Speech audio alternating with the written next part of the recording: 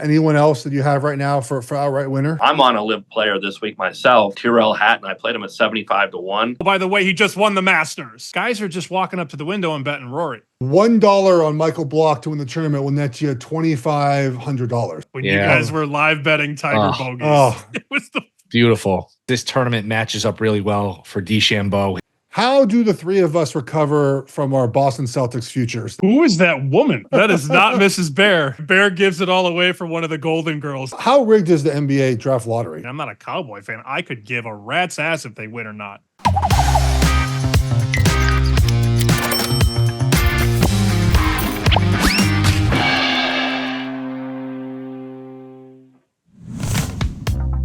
Welcome into Bear Bets. I am Geoff Schwartz. Chris the Bear Felica is on vacation for a couple weeks, but we got you guys covered for all the sports action. PGA Championship this weekend. We'll have Jeff Sherman on in just a second to talk about that and the gambling group chat. We cover everything through sports. We will not talk Pope today, guys. I promise you the Pope is done probably because that's finalized. We'll talk about everything else, though. NBA, got some NFL futures to talk about, college football. We'll cover it all. I might even have a best bet on college softball. Let's welcome in now Jeff Sherman to talk PGA Championship at Golf Odds Superbook. Jeff, welcome to the program. Glad to have you back again. Oh, thanks for having me on. It's enjoyable. So we know that the four majors are all different, right? The Masters, the U.S. Open, the PGA, and the Open. What makes this championship, this tournament, this course different than the other three of them? Well, I consider this almost just like a regular tour stop to some degree. It's the lesser of all of them. They try to test all facets of the game, from the tee to the putting, the speed on the greens. But it has the feel of a regular tournament more so than any other one. Now, the depth of the field is incredible, and that's what differentiates it. It's got the strongest field of the majors based on the qualifications. But for me, we handle less on this than any of the other three, and it just has the feel that the public doesn't get involved in this so much because it doesn't have the luster that the other ones have. And we've seen specifically to this course, Quail Hollow in Charlotte, that we see sort of the same players, at least the last couple of years, who play well each and every year in the tournament that typically is here, right? The Truist used to be the Wells Fargo. Is that something to look at as we sort of preview some of these golfers coming up, that this tends to be a course, for whatever reason, golfers tend to perform well in year over year? Yeah, you have to look at that. I mean, anytime we come to a course, we take any type of data we can get. And so when we go to a major that has prior major experience, even if it's a couple years, we'll look at that. So you've got past PGA championships, and then you have, like you said, how they played at Quail Hollow. And, as Jordan Spieth called it, the Rory Mcllroy country club right now, with him winning 4 times. So that's a starting point, and he's a co-favorite right now with Scottie Scheffler, and rightfully so. But there's a few golfers that have performed well here, and I think that they're looking forward to this week. So let's talk Rory first. As you mentioned, co-favorite, other places sometimes second right now behind Scheffler. Obviously won the Masters, monkey off the back now. Do you feel like just mentally where he's at, he's in a better place now? Because I was on the train before the Masters, and I'm sure a lot of us I'm never betting Rory again to prove he can win one. Now that he's won one, he's played well at this course before. Is he the rightful favorite of this tournament? I think Scheffler's a rightful favorite, and there's one big reason for me, and that's motivation. Scheffler had a nice win at the Byron Nelson a few weeks ago, where he won by a large margin. And there were a lot of people doubting him coming back from his injury with his slow start to the season. And it wasn't meeting up to Scottie Scheffler's standards from last year. So he proved himself at the Byron Nelson that he looks like he's back. And I think he's taking that motivation into this week. And like you mentioned, Rory, he got the monkey off his back, but I think he's going to hear all that chatter about how this is his course and it should be so easy for him, winning 4 times. And I equate that to when he went to the Open Championship at Royal Portrush in Northern Ireland. And he had high expectations because he knew that course better than anybody. And he ended up missing the cut there. I don't think he's going to miss the cut or play poorly this week, but I just think the expectations, and now you see his odds in the 9-2, 5-1 range, it's over accounted for based on the 4 wins at this course. So I have a little bit of separation myself with Scheffler, a little bit ahead of McIlroy from a motivation standpoint. Does it worry you that Scheffler has not won a major outside of Augusta? I mean, he's been close. He's tied for second a couple of times. He's finished third. He has not gotten it done yet. Does that include it in your motivation for this weekend? Well, he's going to hear things like that too. Yeah. But it's a lot of motivation on how his play was to start the season. And he can perform on any course. I mean, his game fits any course. And I expect him to really have that extra gear this week. Let's talk about JT, who's been playing some good golf. Obviously, got a win this year. How do you kind of stack him up in this field for this weekend?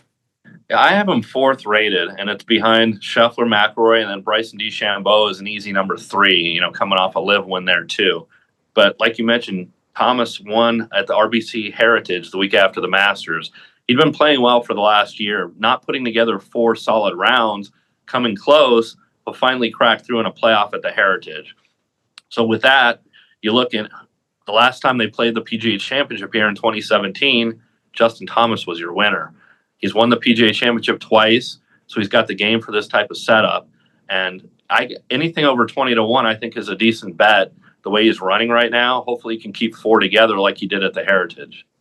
You mentioned Bryson, and he seems to be the lone live golfer that actually overperforms, or at least performs up to expectation in these majors. How concerned are you look, Rahm did well in the Masters, but in general, these live guys have sort of underperformed relative to expectations in these majors? Well, I think a lot of them just thought they could just turn it on when they got to this and go through the motions week in and week out at the Live Tour.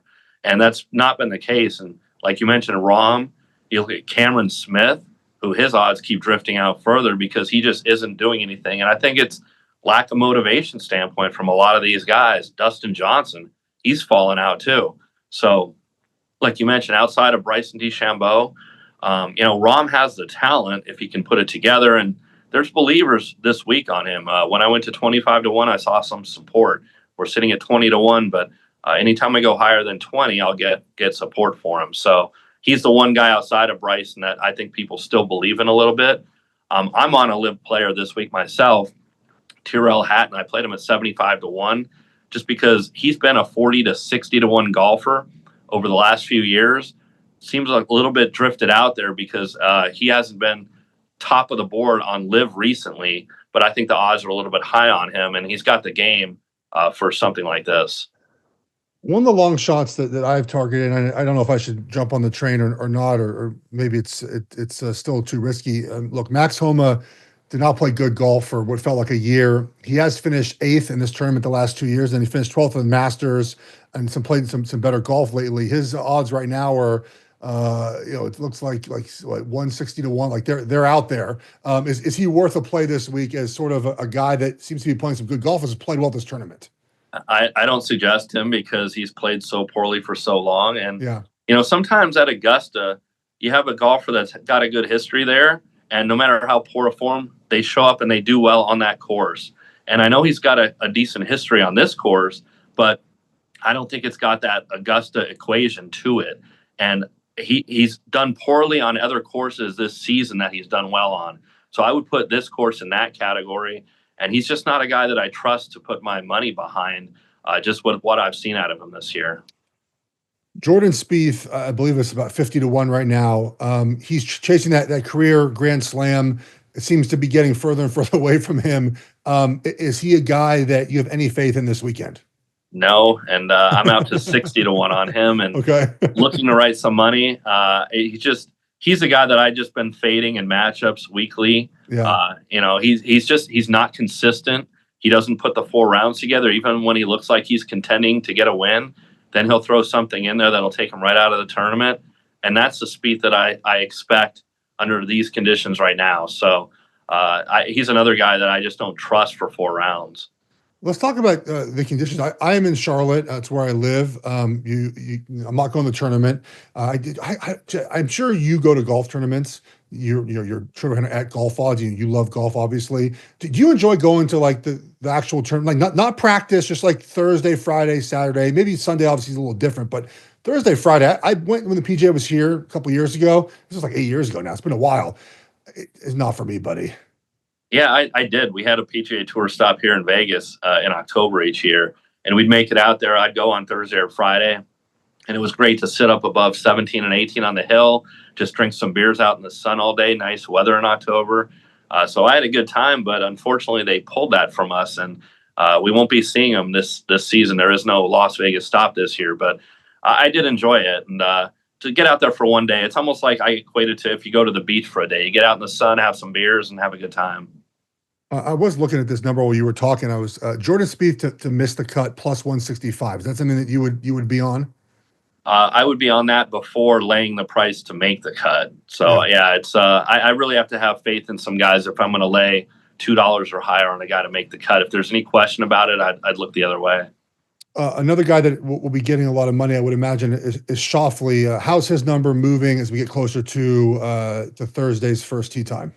Well, he's holding steady at 20-1, and I agree with you. I think that it's going to move closer to tee time. He's had success on this course. He missed time due to injury this year, and he's slowly getting back to the Xander we knew. Not quite to what we saw last year where he won 2 majors, but we have seen some sharp support on him this week in the matchup market. And I just recently took a play on him against Justin Thomas. So I've got Xander minus 135 against Justin Thomas here now. So the sharp players out there expect power rating wise Xander to be better than Justin Thomas. How much of the market for you is these matchups? They're sometimes difficult to find in some of the the apps and whatnot. You obviously have them up. I see sharps that do wager on those. How often is that a market that's played, and you guys have to look at that as far as some risk?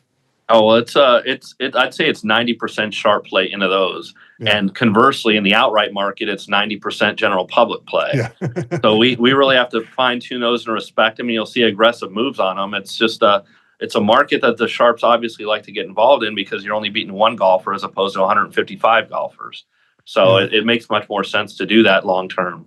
I always look for them because I would like to play them too. It's just hard to find them outside of Vegas. I think there's not a lot of them up. At least maybe when the matchups come out for certain rounds on Thursday, they'll pop up. But to find a 72 hole, those are the ones they're playing, right? The 72 hole matchups. It's hard to find, buddy. I wish there was more access to them because I think that is a good way to play these. Weather. So it's may or may not rain. It's the South and it's hot and it's nearly the summertime. So we get thunderstorms every now and then. They pop out of nowhere. They typically are late afternoon. How much will weather, you think, play a factor? We saw the video of, I think it was Matsuyama putting in the pouring rain on Monday, which seemed kind of silly. It's not raining that hard in Charlotte anymore. How much do you think the weather will play a role in this? Well, I think it's going to make the course play longer and softer initially. And if they get any more rain, it's going to help out with that. And, we opened the winning score up at 13.5 under par, which is 270.5. And in 2017, Justin Thomas won it at 8 under par, and that was in August, so a different time of year. But I added a few strokes to it based on the softer conditions expected this week. So we actually took some over money. So we're sitting at 271.5, 12.5 under par. But had we not received any rain this week or any expected rain to come, I could see being at maybe 9.5 under par. So you mentioned that you're on Hatton this week. Anyone else that you have right now for outright winner? Well, I did play Justin Thomas at 24-1, and a little bit longer, I like Corey Connors. I played him at 82-1, and Daniel Berger at 112-1. I think those two guys, they've been playing some really good golf over the past few months. They can fit this type of course. And I even took a shot on Aaron Rai at 249-1. He's a golfer that weekly in some solid fields, you might find him at 50 or 60-1. And to find him over 200-1 this week, I think he could be someone that can sneak up there. Jeff, before we let you go, do you have a favorite matchup that you like so far that you've seen posted or you've posted yourself? Well, one that I posted myself is I had a request for a Club Pro matchup, and I put Eric Steger against Michael Block. Oh, Michael Block making it. Is he's still doing his thing out there? He's still he qualified for it this week, and we've seen him in the past. And I actually made Steger a $1.30 favorite and took some respected money on him up to $1.45. So Block in a Club Pro Championship matchup is an underdog here. $1 on Michael Block to win the tournament will net you $2,500. So if you would like to get on Michael Block to win the PGA Championship, risk your money at your own odds. Jeff Sherman at Golf Odds. Where can we find you this week or any of your work you do? Yeah, like you said, at Golf Odds, and I have a website too with golfodds.com where I publish the odds that we put up here. So you can follow in either spot, and try to do that as much as possible.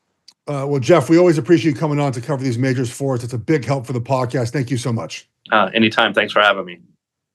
All right, thanks again to Jeff Sherman for joining us. Check him out at Golf Odds. Now we bring in the boys, Sammy P and Will Hill, for Gamma Group Chat. There is no Bear today. I know you're sad about that, Sammy, but we do have updates of Bear on his vacation. We got these exclusive pictures of him enjoying him. Oh, wow. Bear, he's been hitting the gym, horseback. I love how he chose everything that we know he's doing for sure. Water skiing, horseback, gelato eating. He's enjoying himself. Who is that woman? Not his wife. I was going to say, that is not Mrs. Bear. No, it's certainly not. Jeez, Bear. Where's he going again? Budapest? Hungary? He told his wife, I think he had to go somewhere for work. So I think we should probably edit all this out because this is probably, we're blowing up his spot here. I love that Bear gives it all away for one of the Golden Girls. That's great that he goes on the road and risks it all. You should know he's your co-host. How do you not know where he's at? He's all over the place. He's lucky. He gets to travel to many different places. We're glad Bear's taking a well-deserved vacation. I mean, it's a vacation during NBA Finals and not NBA Finals, NBA playoffs, NHL playoffs, and PGA Championship. I mean, we would never mock anyone for doing that. All right, guys, let's get to the PGA Championship here in Charlotte. Just talk with Jeff Sherman. Sammy, you had him on your show as well. Where are you leaning so far with any of your wagers? I was very happy to see Sherman on Justin Thomas. So I did when he told me a couple days ago to pop it. I did. There's a 22 available. Jeff got a good number. He always gets a good number. But I was looking JT anyway, and we'll talk about this later on in the show. I like him in the exotics, top 5, top 10, maybe some top 20. I think he's like plus 15 to be top 20. So that's a decent bet. His form is really, really solid. He's starting to put multiple rounds together. We know what he can do. He's also won a PGA championship before, had success at this course. But really, if you look at how he's played, Will, in the last 3 or 4 weeks, you're really starting to see him with the irons, really start to get the ball close to the pin. The putting has always been there for him. He's just in a good place right now. And some golfers, they can just find it in majors. I like Justin Thomas. I'm going to be playing him several ways. And I don't think that's a bad bet on him, 22-1 to win outright, not to steal the thunder from Jeff Sherman. But I'm big on JT, and I really was impressed with how he played last week. Now, he didn't get the win, but he was right there. He was a shot back of tying for the lead, missed a couple birdies. I really like Justin Thomas. Yeah, certainly makes a lot of sense. One guy I'm looking at, I mean, I don't love the idea of betting a guy 10, 11-1, but I do think this tournament matches up really well for DeChambeau. His ability to drive the ball, this is a course that's conducive to putting well, and if you mix his ability to drive the ball off the tee with a good putting environment here, he could have a big weekend. I would stay away from Scheffler at plus 450, 5-1. I just think that the first time ever playing this course, he's had success in majors, but pretty much all that's been the 2 Masters he's won. Finished second in PGA Championship, finished second in the U.S. Open, still waiting a breakthrough in these other tournaments. So I would not play that low number for anyone thinking, just Scheffler 4-1, 5-1, put it in my account and just forget about it. I'm not sure that's a great idea. One bomb, and now look, this is a bomb for a reason. Jeff, a guy we joke about all the time. Max Homa has played awful golf recently, but he's won at this course before. 2019, he won the Wells Fargo here. And then he also had 2 top 10 finishes. He finished 8th once and 8th again. So a 1, an 8, and an 8 for a guy that's 160, 170-1. Throw a pizza bet on it. Just for the idea that it crossed my mind, and I don't want to sit here and not bet it and have him be in contention on Sunday. I'm texting you guys, oh man, I thought about it and didn't pull the trigger. So at 170-1, it doesn't take much to get a little excitement out of that bet, Jeff. Yeah, he is. He's finished 8th, and first in his last 3 of his last 4 starts here. I don't know. I asked Jeff Sherman about it. He told me I was crazy for betting on Max Homa. But I'm with you on, we see this course tend to play a certain way, and the guys tend to play well. who like the course. As you mentioned, Justin Thomas plays well here. Schauffele plays well here. Homa plays well here. Im plays well here. Rory plays well here. Any backers on Rory, you're going to wait till Friday to see how he plays in round one before you take him. Ooh, that price is just so hard to get to. I mean, I see him as low as 9-2. Have you heard that he's won here before, guys? I heard that a couple times this week. The other problem is, oh, by the way, he just won the Masters. So the Rory number is going to be as short as they can possibly make it. Guys are just walking up to the window and betting Rory. I see one book has 4-1. You know, it's just crazy. He's being priced like Scheffler was last year. And I guess his form is very solid right now. But you're going to hear this a lot, not only Wednesday, but you're going to hear it all weekend about, oh, Rory's won here 4 times. The bookmakers know that, and they are going to tax you on it. So I would actually zig. If I had a draft, I would take Scheffler before I would take Rory. Yeah, and look, I mean, he not only has he won here before, but he's got the monkey off his back. So that whole thing from like a psychological standpoint, a narrative standpoint, now he can just, he's won his Masters. He can play fast and loose, and now he's going to play well, maybe, and he might win. But just, I mean, you guys know this from betting and stuff. You can't bet everybody. So there's some people that just have to, you have to be okay with them winning. And if you're okay with him winning and sitting it out, I don't think that's a bad approach. Any bites on these live guys? I mean, obviously, I think Bryson's is worth a look at here, but John Rahm played better the Masters than he had in a long time. Any live guys, Sammy, that you really like in this tournament? Not Rahm. I was actually thinking about him to miss the cut. So Barry Rosner is a good friend of mine. He watches our show all the time. He's been on our show, and he is adamant that John Rahm is just, he made it, guys, in life. He's rich. I mean, hundreds of millions of dollars, got the family. Yeah. He's put a little weight on. I mean, he just going.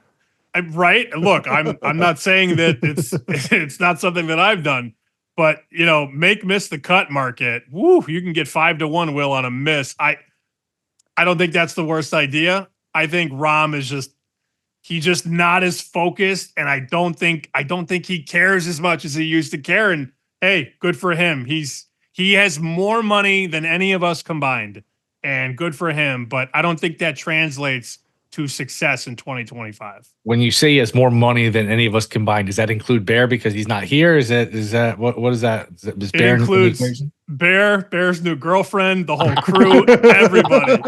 I mean, these live guys, Jeff. They have so much money. Yeah, it doesn't. Nothing matters anymore. He signed a $300 million endorsement contract too. He's just so financially set. He is financially set. I mean, I see plus 360 for him to miss the cut on DraftKings. I mean, look, I might play Spieth in this one as well. That's a suggestion that for kind of a Jeff Sherman fade. You can play Michael Block, by the way, to miss the cut at minus 1,000. Any takers on that? Michael Block's back for the PGA Championship this year. That was a nice fade. Was it a couple of years ago where he came out of nowhere to have that great performance? Then he was a good fade the next week. I remember that, but no, that's a little out of my price range, Jeff.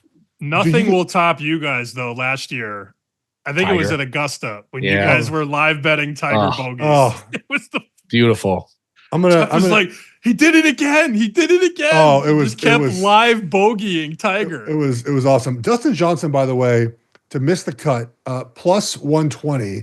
I'm doing the math here. He's missed the cut 4 of his last 6 majors. I think that's a wager I'm going to make. I think you have to make that wager. I mean, talk about John Rahm. Dustin Johnson, I think, cares even less than John. I mean, he's won 2 majors. I mean, I just think he seems to not. I mean, you look at the majors, cut. That's probably a wager I'm going to make. Anything else, guys? Anything in the head-to-head markets or anywhere else you like in this tournament? No, I think we covered it. Sammy, anything else? I'll get to my best bet later in the show. Oh yeah, we're all doing best bets today. I like it. How do the 3 of us recover from our Boston Celtics futures that are now going to be shot? And look, they were losing, I think, anyways before Tatum got hurt. The Achilles injury, of course, I think ends that. Now, the funny part about the Celtics guys, though, is that they're good enough without him. I think just if you look at the talent now, Kristoff has to be healthy. That's just a big if to play the Knicks well, Will, in the next 3 games. But what will are they going to have? I mean, they had to win last night. And again, the fourth quarter, the last 4 games before Tatum got hurt, think it was 16 points, 17 points, 19 points, and he got hurt with 19 points in the fourth quarter. Peyton Pritchard made a couple late threes there to get him to 28, 30 points in the fourth quarter. But nothing they have done lets me believe they're going to win this series. And I mean, we all had Celtics futures, I think, that are now done, Will.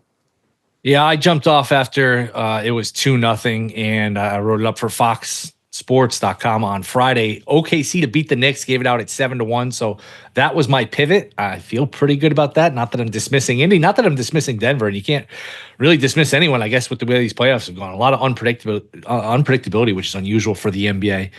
Oh, yeah, I think the Knicks are going to find a way to win one of these 3 games, and we're probably going to have a 90s throwback Knicks-Pacers conference finals. Now, look, it's not the same. These teams are up 3-1, and the higher seed has 5 at home, 7 at home. The series is not over, but with Tatum bagged up, and by the way, Tatum was playing a brilliant awesome game in Game 4. He was unbelievable. That was for a guy for a superstar, he's a little up and down, but for a guy who's playing completely out of his mind to have an injury like that was just tough. But I think we're looking at Knicks Pacers. I think we're looking at Thunder T-Wolves, and I'll go Thunder over the Knicks. So, what is that anything that's worth betting right now, Sammy? I think, and we'll get to our best bets in a little bit. The last chance for you to grab the Thunder at plus money might be tonight before they probably beat Denver. Those games have been close.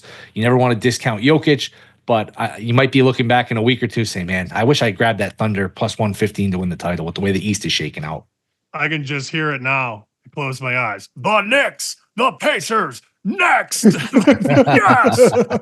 You could just like Patrick Ewing running backwards with his elbows. You could just visualize it all. It's so good. Look, I have to eat some crow here. I said last week I was pounding the Celtics. I did it on Saturday.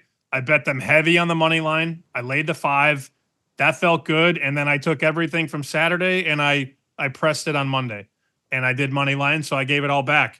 I also have them minus 15 to win the series, which probably doesn't win. Good bet, nerd. Knicks minus 500 now, minus 600. So I don't know, guys. I think I fell into that trap that because they were up 20 in 1 and 2, they'll focus, they'll figure this out.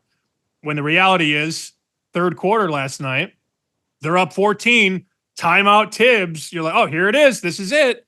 And then continuously just falling apart in the fourth quarter. Their numbers, their metrics in the fourth are awful.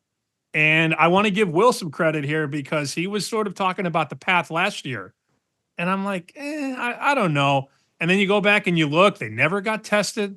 They never got pushed to the brink, never had to play a game 6 or a game 7, which you did say. I didn't listen, but I heard it. I didn't listen.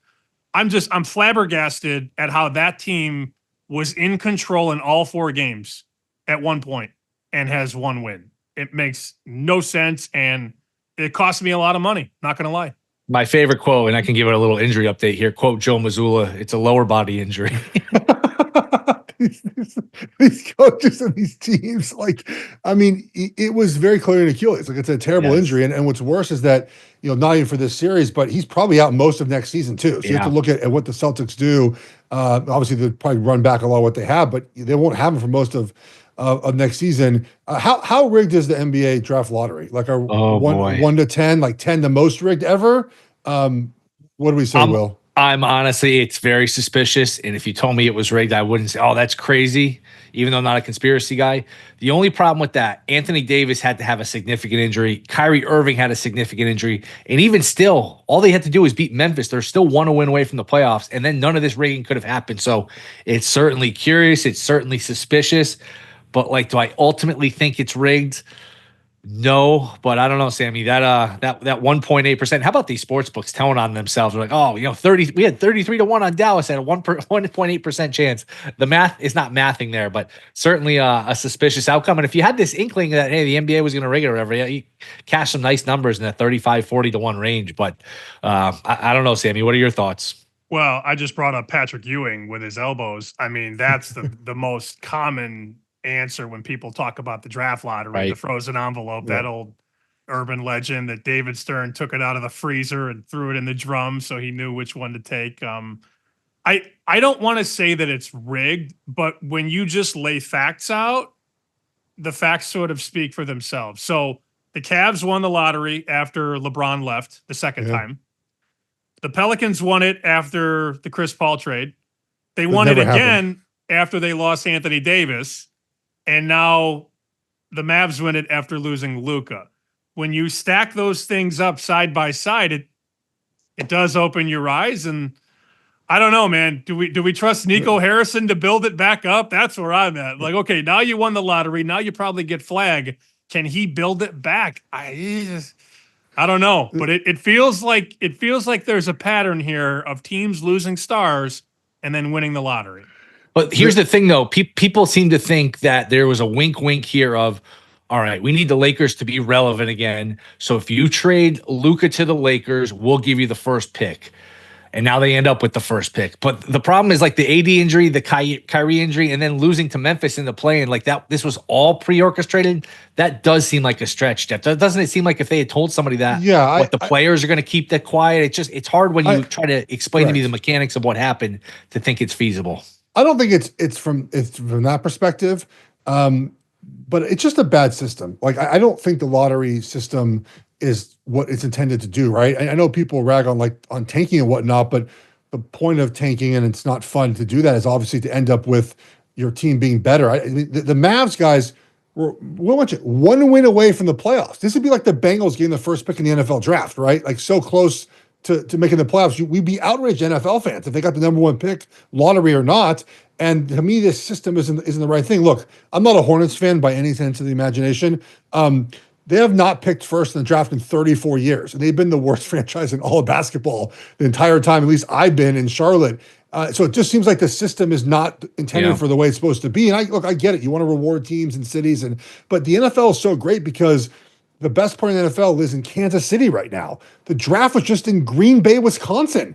Like, the NFL spreads it out and the NBA just doesn't. And I think it does hurt them a little bit. Now, of course, we're all going to watch the NBA. It's not going to stop us. But I think from the way they do things, I would think that's you want to spread the wealth out and have other teams have the chance to have someone like Cooper Flag. Do we think, by the way, that the second pick gets traded for Giannis? Is Giannis on the move this offseason to maybe the Spurs? Yes. Spurs? Yes.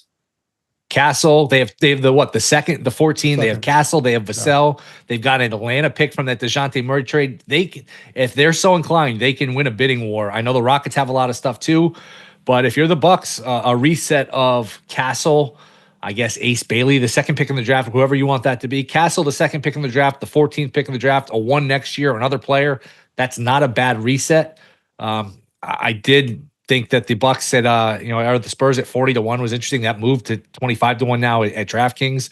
But I do think he's going to San Antonio. My goodness, if that is ever the duo, Wembanyama, and hopefully he's healthy, Wembanyama and Giannis, all of those arms and length everywhere, Sammy, that would be quite a fun team to watch. The West and the East, there's such an imbalance, though, especially, you mentioned it, no Tatum next year for most of it. Does that inspire Milwaukee to say, you know what, if we have Giannis, who knows, maybe we can get to a conference finals, because the East is so bad compared to the West now? I don't know. I see Tatum's questionable for Wednesday. I don't know. I'm gonna be patient. According to my Cam Rising. Cam Rising is getting more run on this show than anybody of all time. I hope they don't trade Castle. I'm a big Castle guy. I watched him a lot out here. I know you did too, Will. He played at UConn, won a national title. If they can find a way to make a trade and keep Castle, Giannis, Wemby, Castle, man, Fox too.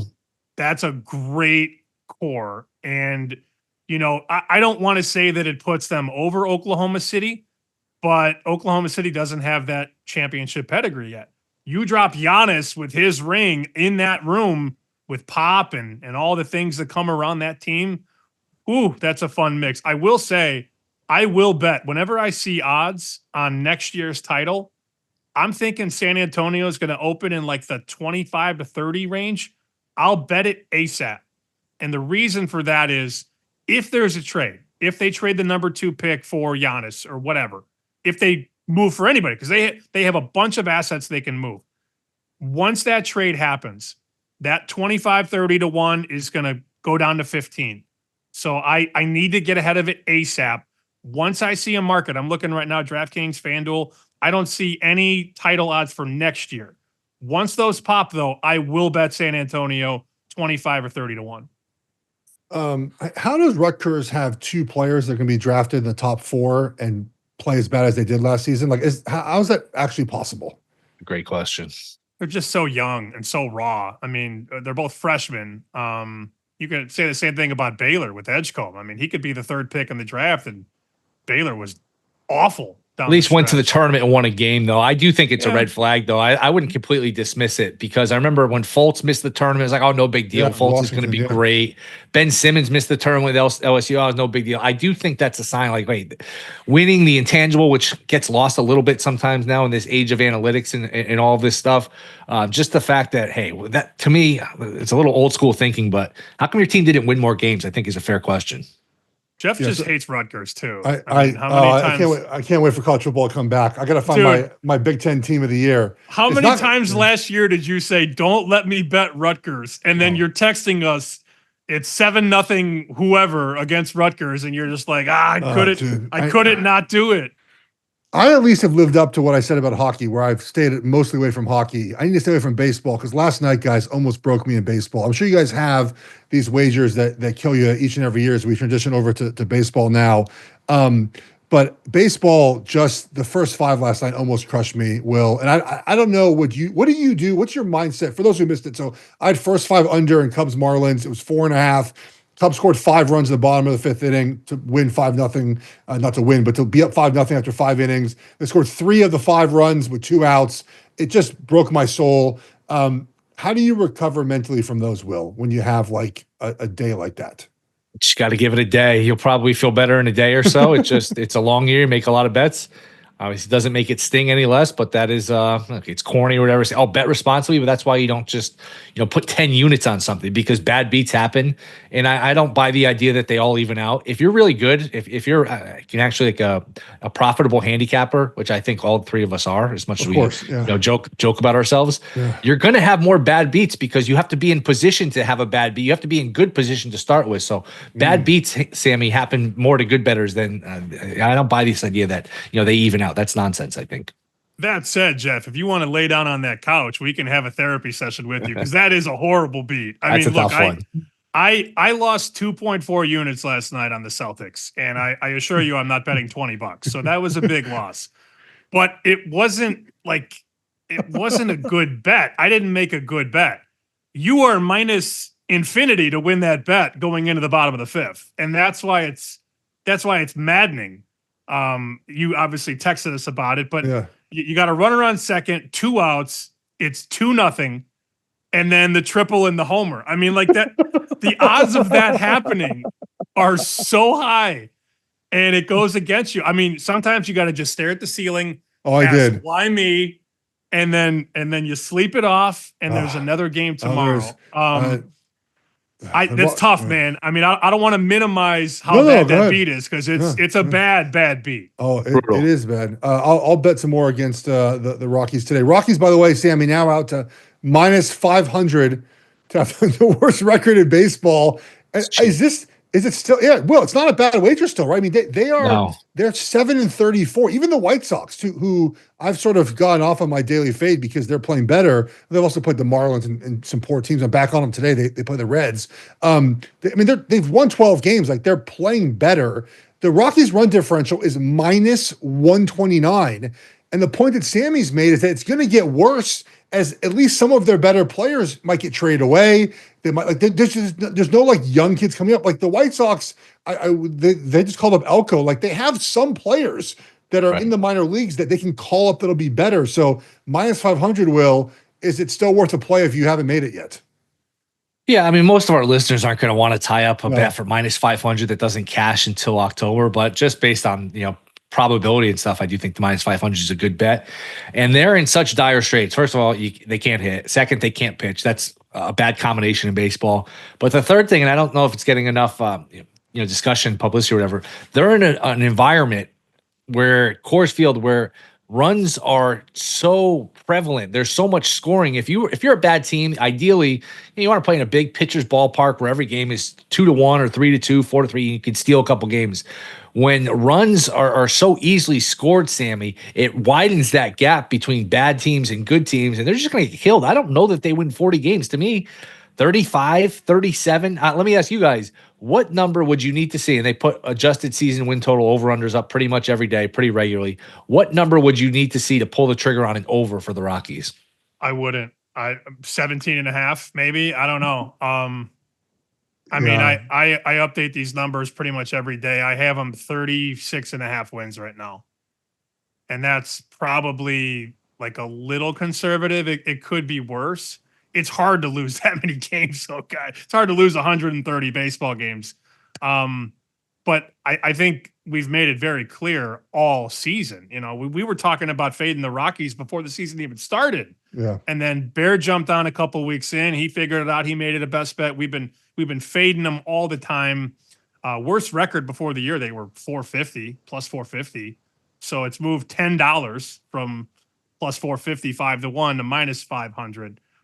Here's their schedule in the month of June. So the teams that come to Coors, the Mets, the Giants, the D-backs, and the Dodgers. Oh my God. They're going to get slaughtered. I mean, Will just said it. Like those guys, those teams work counts. They draw walks. They get base hits.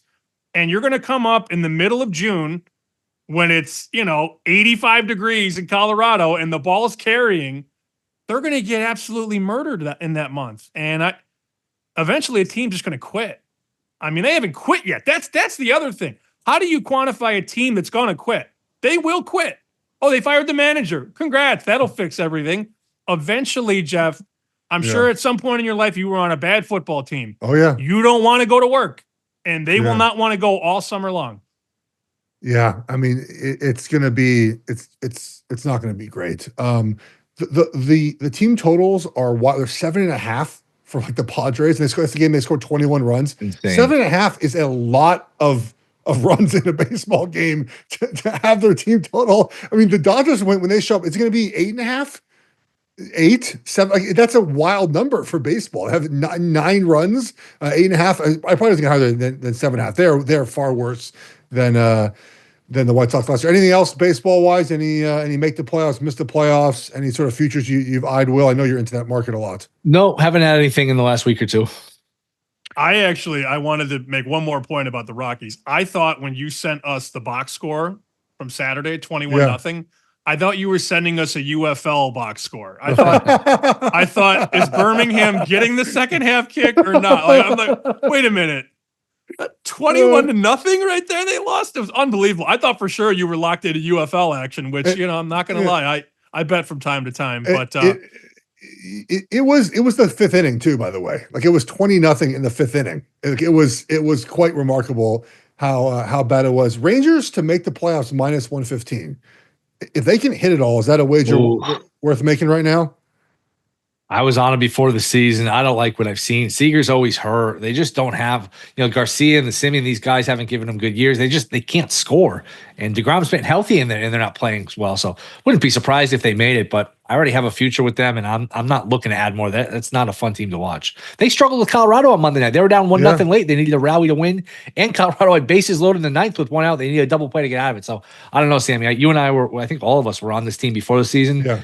Look, it's May. Things can happen in our favor here. It's not like ripping up that ticket or anything, but certainly hasn't gone well here for the Rangers. No, I have them in a couple parlays to win the pennant. I have them tied with Oberg from the Masters. Oberg top 10, Rangers pennant. We'll see. I do also, we talked about this on our show this week. Not to beat the Rockies drum again, but if it makes money, it's worth talking about. If you just parlayed against the Rockies and against the White Sox on days when they both play, you're up almost 12 units this year. And just for context, like if you want to play that game right now, I know what Jeff's about to do. He's about to log into his phone and bet this. A bet on the Reds and the Rangers, money line tonight, is plus 115. So you're taking two teams that probably win, mostly in the $2 range, night in, night out, and you're making them plus money. Again, if the Rockies and White Sox play the same night and you bet against them in a parlay, you're up almost 12 units. I might have done that already with the Thunder. So it might be already done before we aired the podcast. So I think the Thunder, and this is going to probably air, maybe, it'll air a few hours before the game. I think the Thunder roll tonight against Denver. I think Denver's tired. Jokic looks tired. The team, the drain of playing 6 guys, I think it's taken the toll. It looked that way in game 4 down the stretch. Jokic was tired. 2 days rest. And I know they played that game like less than 48 hours after game 3, but OKC's deeper. They're back home in game 5. I think this is probably a long game. It's 10.5, I think, is the number right now. Let's get to NFL quickly, guys. The draft has come and gone. I know we're starting to hit some of the futures markets. Sammy, any NFL win totals, wagers, anything kind of caught your attention so far as you sort of dig into now? Football season's around the corner now. I've been very lucky because I haven't bitten the bait a lot on this team. But the Bears win total at 8.5 is very interesting. And let me start by saying, since they fired Lovie Smith, guys, in 2012, the Bears have gone over the win total one time. One. That's the year Trubisky started. They went 12-4, made the playoffs, got double doinked. They've been under every other year, dating back to 2012. But given how much better they've gotten in the last 2 years and the pieces around the quarterback, they address the offensive line. Ben Johnson is probably a much better play caller than Matt Eberflus. They can win 9. They took from Detroit. I think Minnesota is a polarizing team. Green Bay match what people think hype-wise? I don't know. But 9 wins for Chicago doesn't feel crazy. And I'm not this like Bears homer that bets the over every year like everybody else. This would probably be the time where I look at the Bears, maybe not over 8.5, Will, but maybe to make the playoffs about plus 160. Yeah, and I think most people are probably going to laugh, but I've talked about him in the past. I actually think Dallas is being slept on. I understand nobody likes the coaching hire. Nobody likes the leadership. I get all that. I agree with all that. But, you add Pickens. And even before that, the most important position, a lot of these other positions that come and go, there's a lot of variance. You can have the best defense in the league one year like Cleveland, and next year you're middle of the pack. We saw that with the Jets. The quarterback is the most important thing. And if you go on social media, you think Dak Prescott's like lucky to be in the league. Speaking of the UFL, people think like, oh, he should be in the UFL. He stinks. He was second in MVP in 2023. He's a good quarterback. And you got Pickens, you got Lamb, you got Parsons.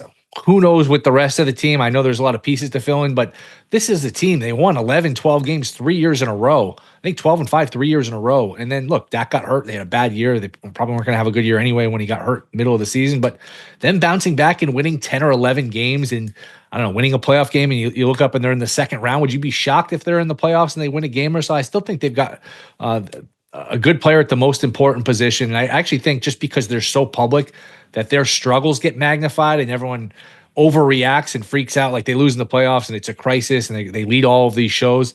It's still, if you have Dak healthy and you got some of these other guys, I think they have a solid team, Jeff. They were decimated, dude, by injuries on defense last year. I mean, Parsons was hurt, and then he came back and he was playing hurt.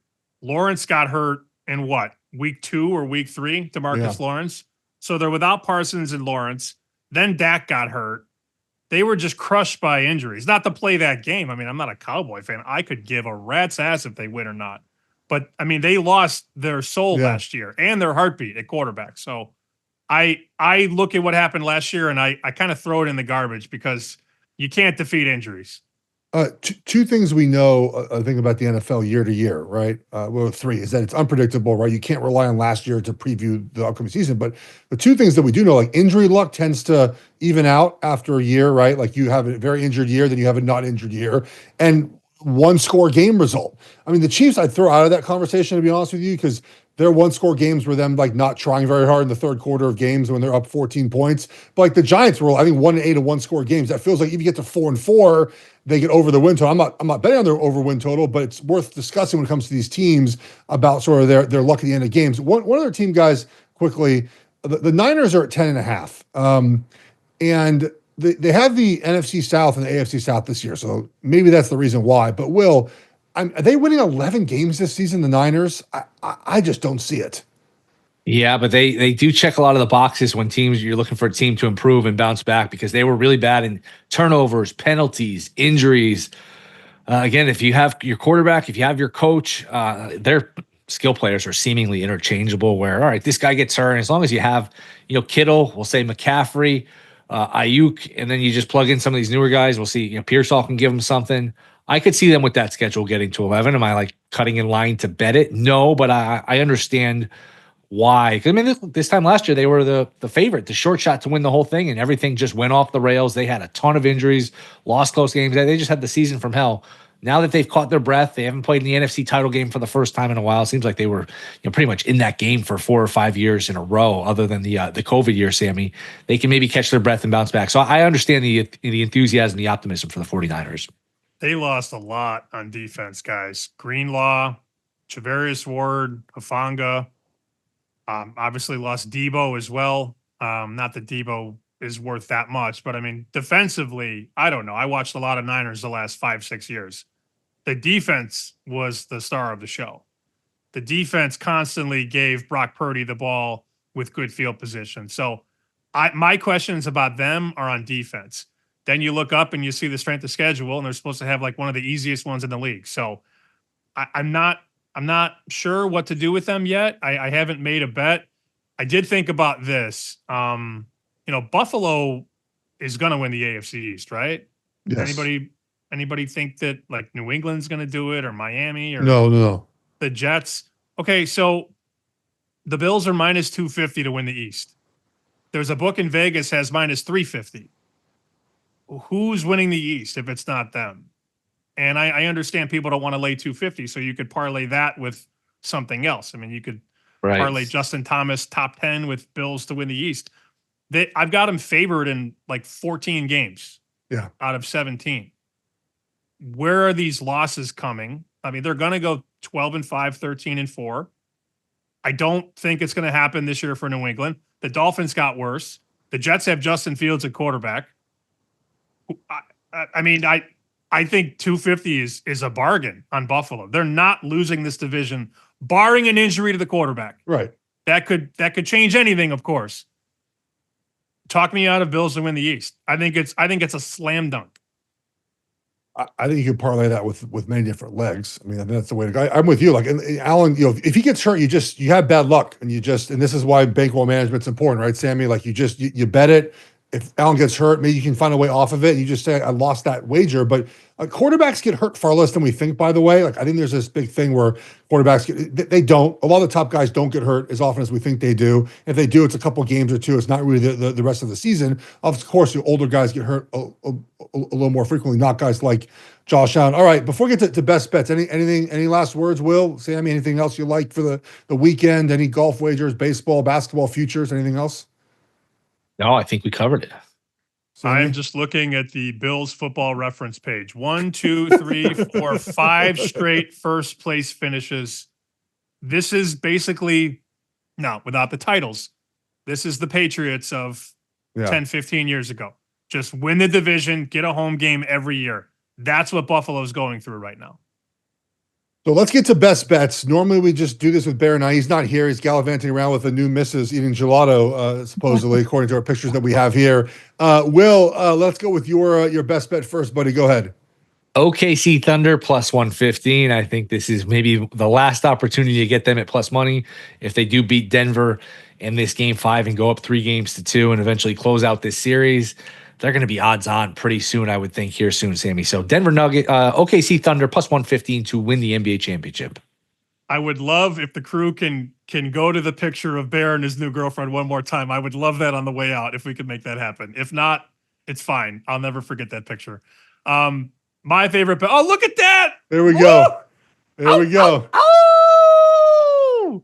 I like Justin Thomas. There's a segue. Top 10 at the PGA Championship. We talked about this earlier. I know Jeff Sherman's high on him. Plus 210 at DraftKings. So 10 wins 21, 100 wins 210. I believe he's going to have every chance to be there in the mix on Sunday. Maybe play for a championship, but top 10, really solid bet for me. I like it. I'm going to tell you on the Thomas. I wrote it down here. Wrote Thomas, top 5, top 10, top 20. Sammy. So if we lose that wager, I don't blame you for that one. All right, my best bet. I'm going to go with Oklahoma to win the Softball World Series at plus 200. I think the number is the best you're going to get right now. They're going to win their regional, then play Alabama, who they did lose to twice this season. But I think this is the time of year when they turn on. As we know, they've 4 championships in a row now, I believe. I'll bet on a 5th one here. I think the best team in the country. And once they get to Oklahoma, you won't get a better number. So Oklahoma to win the College Softball World Series at plus 200 on DraftKings. Not all sportsbooks have those, but DraftKings does. All right, guys, any final words here? Okay, parlays. We'll parlay Oklahoma on the softball, Oklahoma with the NBA championship. Don't tempt me with good time, Will. I might do that.